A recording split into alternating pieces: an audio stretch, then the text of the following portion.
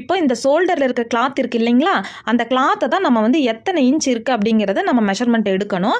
இப்போ ஷோல்டர் கிட்ட இருந்து அந்த ஆம் பகுதி கிட்ட வரைக்கும் நமக்கு டேப்பில் வச்சோம் அப்படின்னா கரெக்டாக 2 இன்ச் இருக்குது. இதில் வந்து பார்த்தீங்கன்னா ஆம் பகுதி கிட்ட ஒரு 1/4 இன்ச்சு, கழுத்து பக்கத்தில் ஒரு 1/4 இன்ச்சு, தையலுக்கு நம்ம சேர்த்தோம் அப்படின்னா கரெக்டாக 2.5 இன்ச்சுக்கு நம்ம வந்து இப்போது மெஷர்மெண்ட்டை எடுக்கணும்.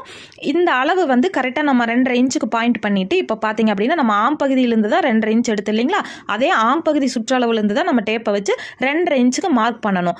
இப்போ இந்த மார்க்கிங் பண்ணினதுக்கு பிறகு பார்த்தீங்கன்னா வளைவு கொடுக்கறதுக்காக இந்த கார்னரில் ஒரு 1/2 இன்ச் மட்டும் நம்ம மார்க் பண்ணிக்கலாம். இதே 1 இன்ச் 3/4 இன்ச் அப்படின்னா நமக்கு வி சேஃப் மாதிரி கழுத்து வந்துடும்.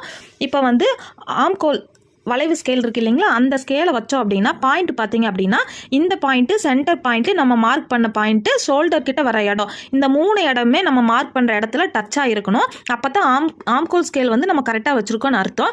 இப்போ வந்து சரியான அளவில் வந்து ரவுண்டான ஷேப்பில் கழுத்தை வந்து நம்ம